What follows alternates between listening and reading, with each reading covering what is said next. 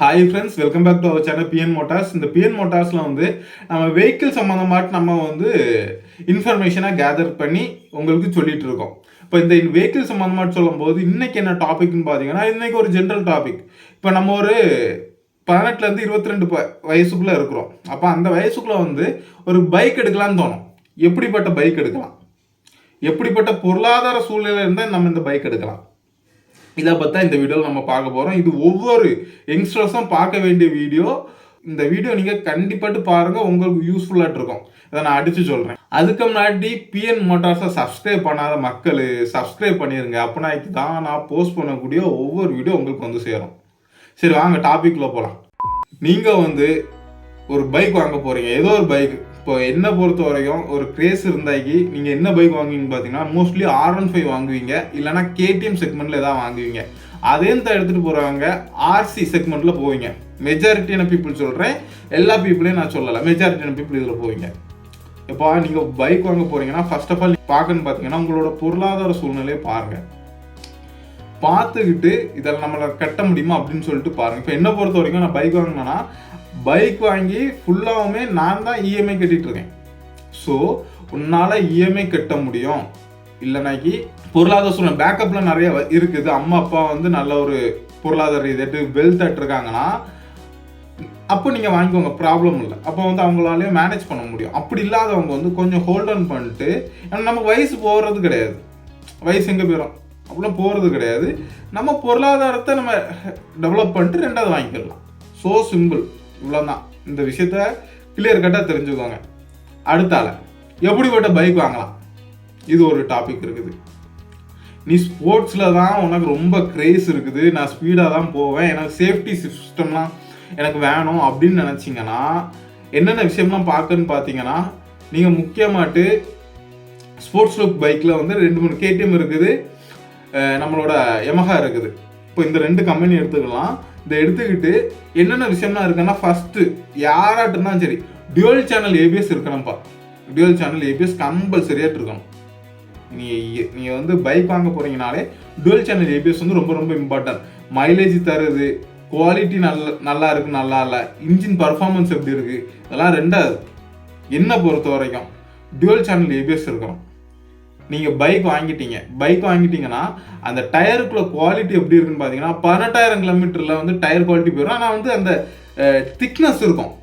அந்த 18,000 கிலோமீட்டர் அந்த குவாலிட்டிங்கிறது அந்த ஃப்ரிக்ஷன் போகும்போது, நீங்கள் போயிட்டு இருக்கும்போது அந்த ஃப்ரிக்ஷன் அந்த இடப்பட்ட டைமில் வந்து நிற்கும் இல்லையா, அந்த ரோடுக்கும் டயருக்கும் இடையில பட்ட நேரத்தில் பிரேக் அடிக்கும் போது வர்றது அந்த ஃப்ரிக்ஷன் இல்லையா, அந்த ஃப்ரிக்ஷனால தான் நம்ம போகிறோம். அந்த ஃப்ரிக்ஷன் வந்து ரொம்பவே டேமேஜ் ஆகிடும் போது கொஞ்சம் ஸ்கிட் ஆகும் வாய்ப்பு உண்டு. அதனால தான் கம்பெனி சைடில் இருந்து சொல்கிறாங்க. ஒவ்வொரு கம்பெனிக்கும் நான் சொல்கிறேன், 18,000 கிலோமீட்டர் ஒரு கம்பெனி போட்டுருமா, சில கம்பெனி வந்து 13,000 கிலோமீட்டர் தான் போட்டுருமா. ஸோ இப்படிப்பட்ட விஷயங்கள்லாம் இருக்குது.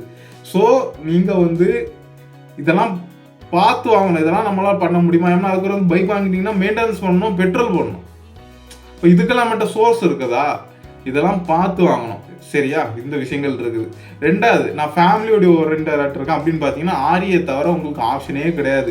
ஒரு நல்ல ஒரு பைக் வாங்கணும் அப்படின்னு நினச்சிங்கன்னா, இப்போ வரைக்குமே கிங்கில் இருக்குது ஆரி புல்லட்டு, பா வேற லெவலு அப்படி இருக்குது. ஸோ நீங்கள் வந்து புல்லட்டை கன்சிடர் பண்ணிக்கலாம். ஸ்போர்ட்ஸ் லுக் பைக் தான் வேணும், கொஞ்சம் ஒரு 30,000 40,000 KTM கம்மியாட்டு வாங்கணும், எல்லா ஃபியூச்சர்ஸும் இருக்கணும் அப்படின்னு பார்த்தீங்கன்னா உங்களுக்கு V4 இருக்குது. V4 பொறுத்த வரைக்கும் எனக்கு ஃப்ரண்ட் லுக் எனக்கு பிடிக்கல. ஏன்னா V3 தான் அந்த ஃப்ரண்ட் லுக் வந்து அப்படி இருக்கும்.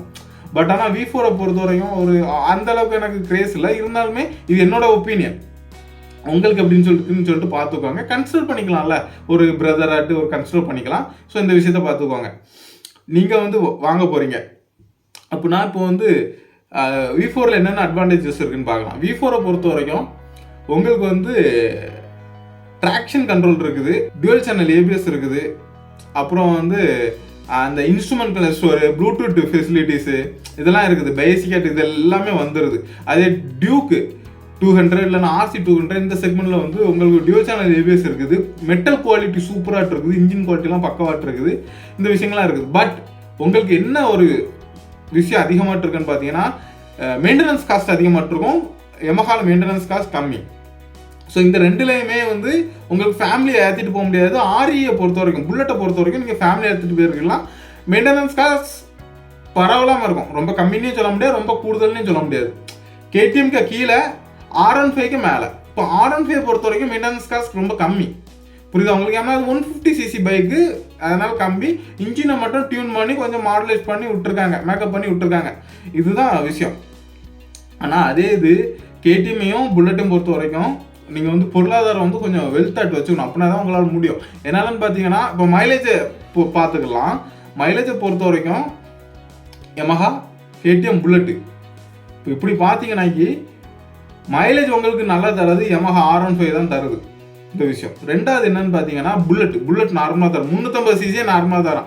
அந்த கேடிஎம் இருக்குல்ல, நீங்கள் ஓட்டது ரொம்ப ஸ்லோவாக ஓட்டினா மட்டும்தான் உங்களுக்கு ஒரு 30 கிலோமீட்டராக கிடைக்கும், இல்லைனா 25 தான் கிடைக்கும். நான் என் ஃப்ரெண்ட்ஸ் சர்க்கிளில் எல்லாருக்கிட்டையும் நான் கேட்டிருக்கேன், 25 கிலோமீட்டர் தான் கிடைக்கும். நீங்கள் அதுக்கு ஒரு செகண்ட்ஸில் கார் எடுத்து போட்டு ஓட்டிட்டு போயிடலாம், புரியுதா உங்களுக்கு?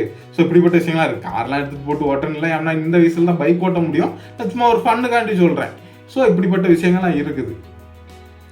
நீங்கள் வந்து இந்த விஷயத்தை எல்லாத்தையுமே பார்க்கணும். பார்க்காம நம்ம வந்து யானோ அதோன்னு எடுக்க முடியாது. ஒரு பைக் வாங்குறோன்னா ஆசைப்பட்டதுக்கப்புறம் டெக்னிக்கலாக என்ன இருக்குது, நான் டெக்னிக்கலாக என்ன இருக்குது, இது நம்ம ரோடு கண்டிஷனுக்கு ஓகேவா அப்படின்னு சொல்லிட்டு இது பண்ணிடலாம். இன்னொரு ரொம்ப ரொம்ப இம்பார்ட்டண்டான விஷயம், டெலஸ்கோபிக் சப்ஸ்டேஷன் இருக்குது, மோனோஷாக் அப்சர் இருக்குது. ஸோ என்னை பொறுத்த வரைக்கும் டெலஸ்கோபிக் சப்ஸ்டேஷன் தான் நம்மளோட ரோட் கண்டிஷனுக்கு யூஸ்ஃபுல்லாக இருக்கும். ஏன்னா ப்ரொனவுன் வேணா கொஞ்சம் மிஸ்டேக்காக இருக்கலாம், உங்களுக்கு வந்து நான் போட்டு விட்டுறேன், உங்களுக்கு அந்த டிஸ்பிளேல போட்டு விட்டுறேன். ஸோ இந்த விஷயங்கள்லாம் இருக்குது. ஸோ இதெல்லாம் பார்த்துக்கோங்க. நம்ம டெக்னிக்கலாக நிறைய பாஸ் மேலே நம்ம வந்து அடுத்தடுத்த செக்மெண்ட்டில் நம்ம வந்து நிறைய பைக்ஸை பற்றி பார்க்க போகிறோம், கார்ஸை பற்றி பார்க்க போகிறோம். அது மட்டும் இல்லாமல் மோட்டார் சம்மந்தமாட்டு சில விஷயங்கள் இருக்குல்ல, டெக்னிக்கலாக இருக்குது, இதெல்லாம் நீங்கள் வந்து பார்த்துக்கணும். அப்படிப்பட்ட விஷயங்கள்லாம் பார்க்க போகிறோம். அதுக்கு முன்னாடி நான் இந்த வீடியோ எதுக்கு போஸ்ட் பண்ணுறேன்னா, ஒவ்வொரு யங்ஸ்டர்ஸ் மத்தியிலையும் இப்போதைக்கு இருக்கக்கூடிய புதுசாக பைக் எடுக்க போகிறவங்க மத்தியில் வந்து பயங்கர கிரேஸ் இருக்குது. அவங்க அப்படி ஆகிட்டாங்க, இவங்க இப்படி ஆகிட்டாங்க, ஸோ நானும் இப்படி ஆகணும். அப்போ அவங்க எவ்வளோ எஃபர்ட் போட்டிருக்காங்க, நீங்கள் உங்கள் காசுலாம் வாங்குங்கன்னு சொல்லிட்டு நான் சொல்ல போகிறேன், சிம்பிளாக சொல்ல போனேன். சரியா? இந்த விஷயத்தை கிளியர் கட்டாக தெரிஞ்சுக்கோங்க. இந்த இன்ஃபர்மேட்டிவ் வீடியோ உங்களுக்கு பிடிச்சிருக்குன்னு நினைக்கிறேன். நிறைய பேருக்கு பிடிச்சிருக்கான்னு எனக்கு தெரியாது. மோஸ்ட்லி வந்து நம்மளோட பிஎன் மோட்டார்ஸ் சேனலை சப்ஸ்கிரைப் பண்ணிட்டு பக்கத்தில் பெல் ஐக்கன் தட்டி விட்டுருங்க. அப்படின்னா தான் நான் போஸ்ட் பண்ணக்கூடிய ஒவ்வொரு வீடியோ உங்களுக்கு வந்து சேரும். அவ்வளோதான் ஃப்ரெண்ட்ஸ், தேங்க்யூ, பாய்.